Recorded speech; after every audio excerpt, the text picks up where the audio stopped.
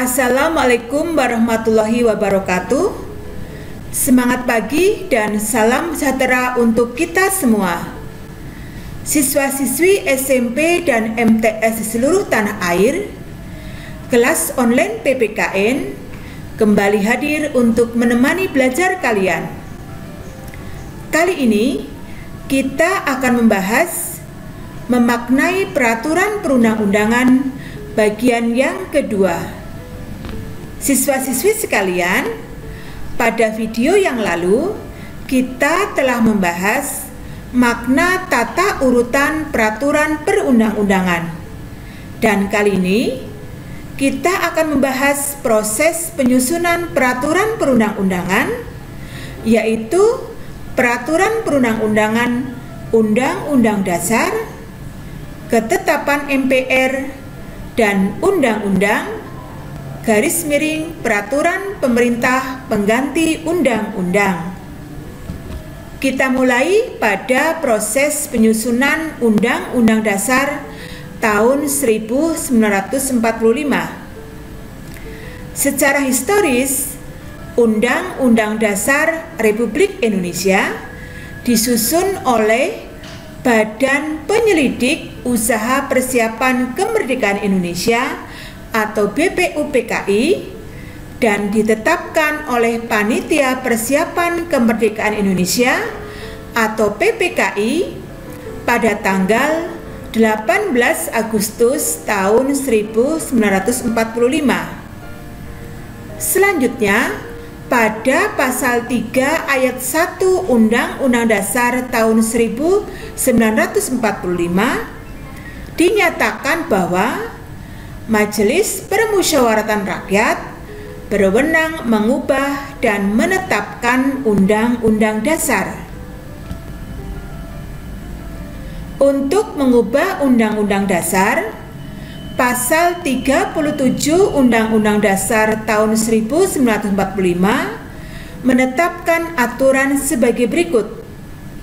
Yang pertama, usul perubahan diajukan oleh sekurang-kurangnya sepertiga dari jumlah anggota MPR secara tertulis.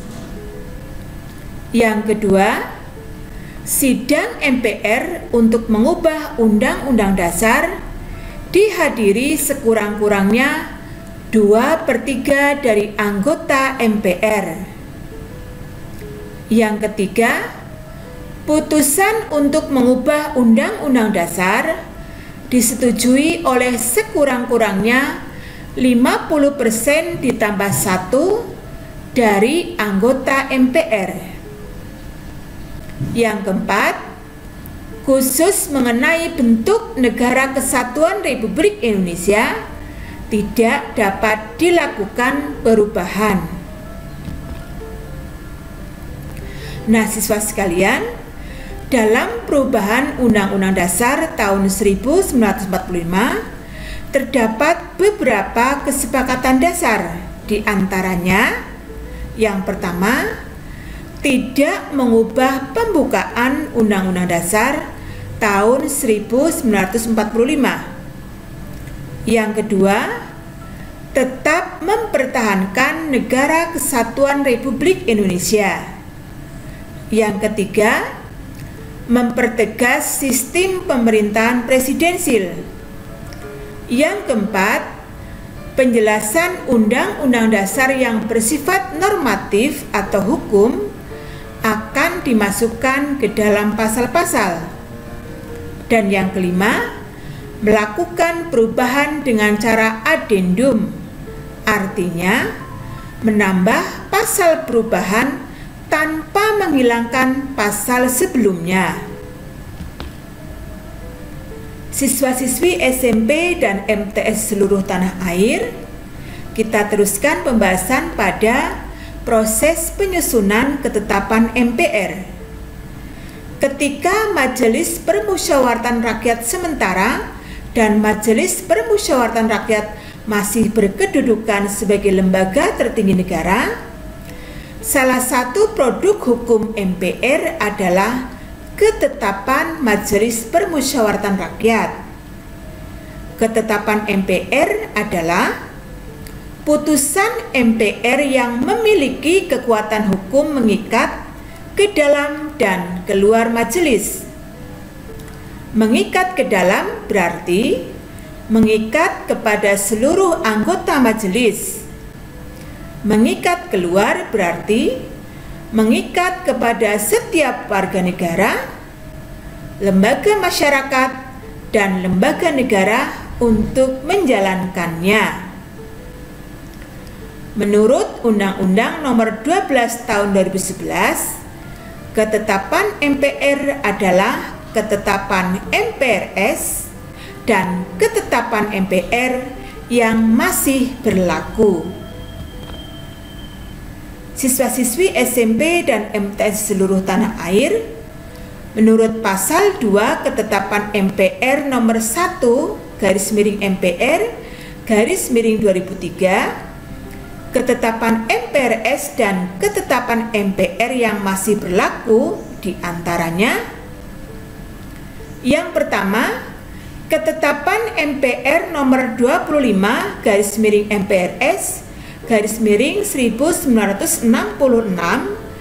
tentang pembubaran PKI, pernyataan sebagai organisasi terlarang di seluruh wilayah Negara Kesatuan Republik Indonesia, dan larangan setiap kegiatan untuk menyebarluaskan atau mengembangkan paham atau ajaran komunisme, Marxisme, dan Leninisme. Yang kedua, ketetapan MPR nomor 16 /MPR /1966 tentang politik ekonomi dalam rangka demokrasi ekonomi. Yang ketiga, ketetapan MPR nomor 5 /MPR tahun 1999 tentang penentuan pendapat di Timor Timur.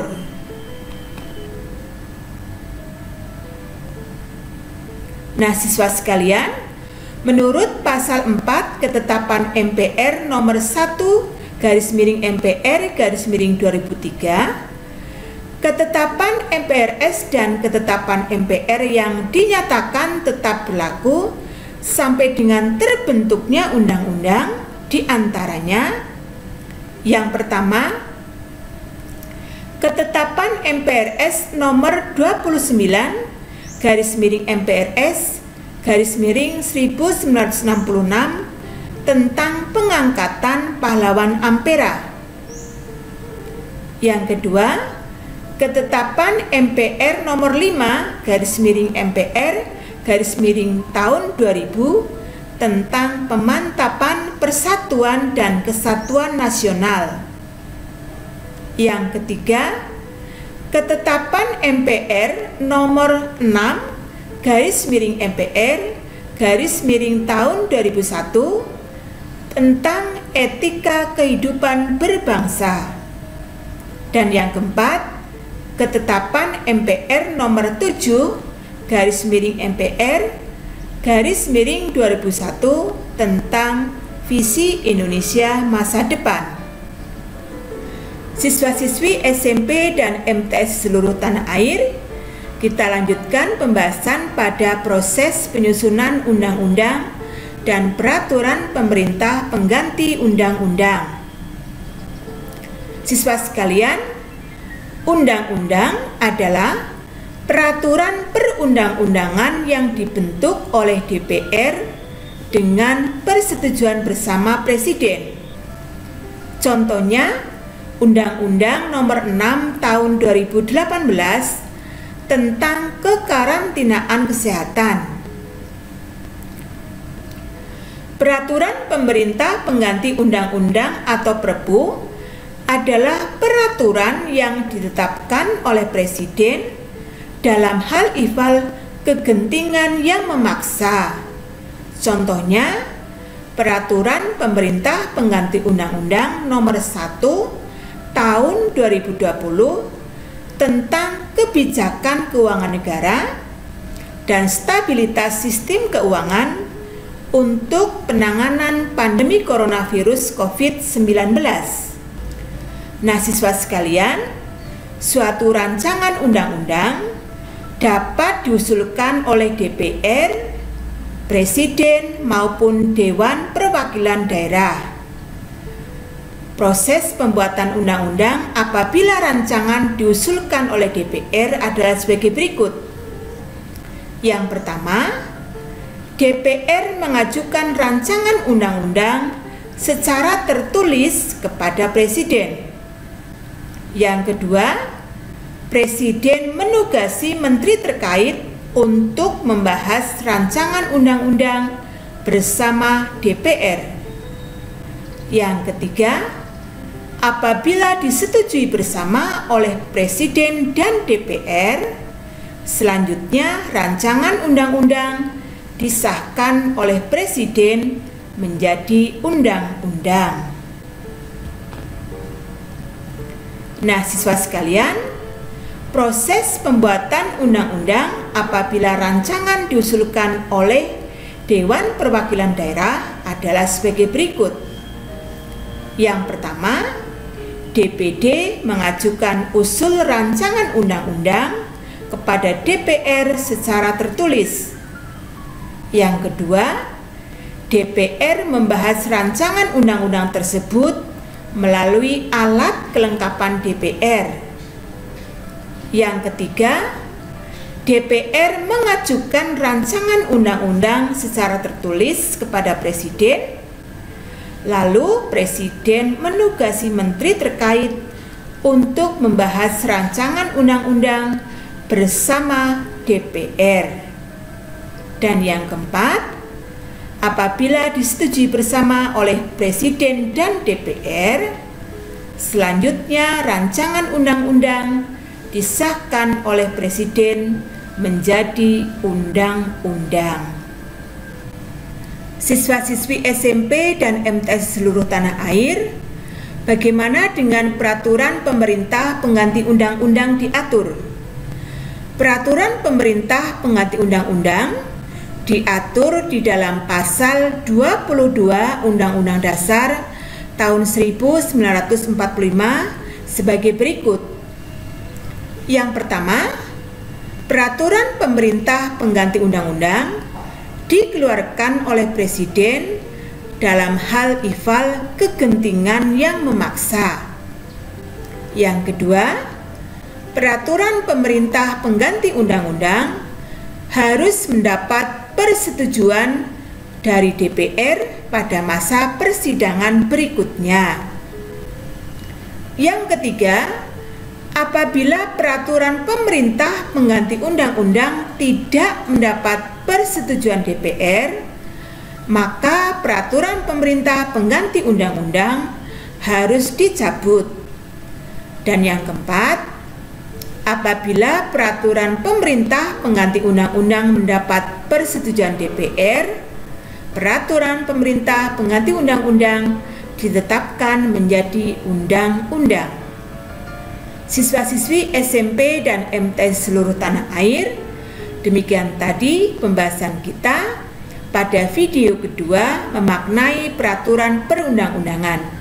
Kita akan bertemu pada video ketiga pada proses penyusunan peraturan perundang-undangan yang lainnya. Tetap semangat. Wassalamualaikum warahmatullahi wabarakatuh.